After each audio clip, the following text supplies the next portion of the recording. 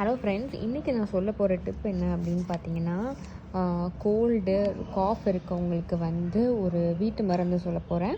So நீங்கள் வந்து உங்களுக்கு அசிடிட்டி, அல்சர் அந்த மாதிரி எதுவுமே இல்லை அப்படின்னா நீங்கள் என்ன பண்ணணும், ஒரு இஞ்சி, ஒரு நல்ல ஒரு பெரிய துண்டு இஞ்சி எடுத்து அதை வந்து நல்லா இடித்து அதில் வந்து இருக்க ஜூஸ் எடுத்து ஒரு நீங்கள் நம்ம சில்வர் டம்ளரில் ஒரு 1/4 டம்ளர் வர அளவுக்கு அந்த ஜூஸ் எடுத்து அந்த ஜூஸை வந்து நீங்கள் ஒரு 3 நாளைக்கு தான் குடிக்கணும். அதுக்கு மேலே குடிக்கக்கூடாது. வெறும் வயிற்றில் குடிச்சிட்டு தண்ணி வேணால் குடிக்கலாம். தண்ணி குடிச்சிட்டு இதை கொஞ்சம் ஒரு 1/4 டம்ளர் குடிச்சிட்டு அதுக்கப்புறம் உங்களுக்கு அந்த டேஸ்ட்டு பிடிக்கலன்னா நீங்கள் வந்து கொஞ்சோண்டு ஹனி சேர்த்து கூட குடிக்கலாம். குடிச்சிட்டு அதுக்கப்புறம் ஒரு 1/2 அன் ஹவருக்கு அப்புறமா நீங்கள் பிரேக்ஃபாஸ்ட் சாப்பிட்டிங்கன்னா உங்களுக்கு வந்து ரொம்ப வந்து கோல்டு இருக்குது, உள்ளே வந்து நீங்கள் இருமுறப்போலாம் வந்து அந்த சத்தம் கேட்குது அப்படின்னா அது வந்து உங்களுக்கு ஒரு 3 டேஸ்லேயே வந்து உங்களுக்கு நல்ல டிஃப்ரென்ஸ் தெரியும். உங்களுக்கு அந்த கோல்டெல்லாம் வெளியில் வந்துடும். இன்னொரு டிப் என்னென்னா, அது பண்ண முடியாது அப்படின்னு நினைக்கிறவங்க பெப்பர் பவுடர் இருக்குது.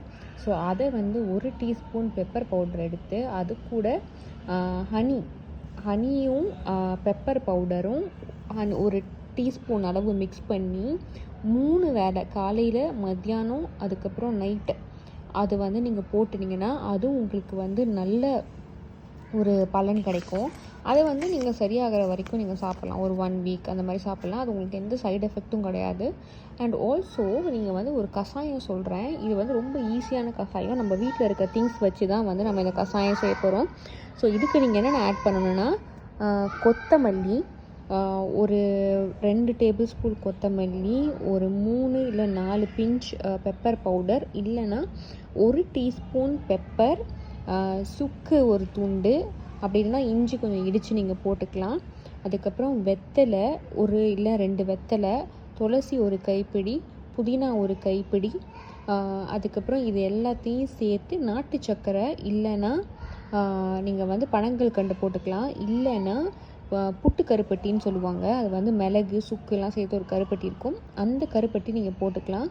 போட்டுட்டு நல்லா நீங்கள் என்ன பண்ணுங்கள், ஒரு 2 டம்ளர் தண்ணி ஊற்றி இது எல்லாத்தையும் போட்டு நல்லா கொதிக்க வச்சு 1 டம்ளர் வந்ததுக்கப்புறமா இதை நீங்கள் காலையிலையும் நைட்டு நீங்கள் கொதிக்க வச்சு குடிக்கலாம்.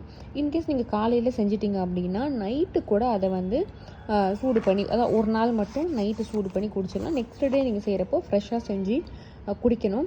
இதை வந்து நீங்கள் தொடர்ந்து, இது வந்து கோல்டுக்கு அந்த மாதிரி இல்லை. உங்களுக்கு வந்து எந்த சீசனல் ஃப்ளூ இருக்குது, உங்களுக்கு வந்து வின்டர் சீசன் ஸ்டார்ட் ஆயிடுச்சுனாலே வந்து உங்களுக்கு தலைவலி வரல, இல்லை உங்களுக்கு அடிக்கடி தலைவலி இருக்குது, சீதளம் மாதிரி இருக்குன்னா கூட இதை நீங்கள் டெய்லியுமே குடிச்சிட்டு வரலாம். இது வந்து ரொம்ப ஹெல்த்துக்கு ரொம்ப ரொம்ப நல்லது. ட்ரை பண்ணி பார்த்துட்டு எப்படி இருக்குன்றத எனக்கு கமெண்ட் செக்ஷனில் சொல்லுங்கள். தேங்க்யூ ஃபார் வாட்சிங்.